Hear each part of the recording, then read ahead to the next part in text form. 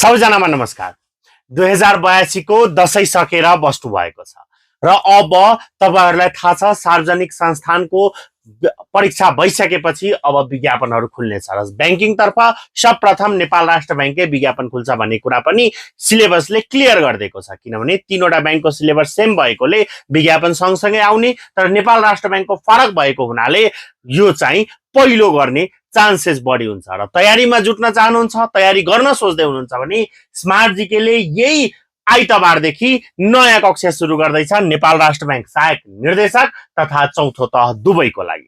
सहायक निर्देशकको जम्मा 15,000 र त्यसमा तपाईले daily live class, recorded video, PDF notes र आफू परीक्षा नहुन्जेलसम्म त्यो भिडियोको एक्सेस पाउनु हुनेछ तपाईले। साथै हरेक शुक्रबार मोक एक्जाम हुने र शनिबार त्यसको फिडब्याक पनि गराइनेछ। कक्षाहरू आइतबारदेखि सुरु हुने भएकोले आजै जोइन गर्नुस् र दशैं तिहार प्याकेज अफर पनि छ, त्यो अफर पनि लिनु होला। त्यसको लागि चाँडै फोन गर्नु होला। यति भन्दै तपाईहरु माझबाट बिदा लिन चाहन्छु। हस्त, धन्यवाद।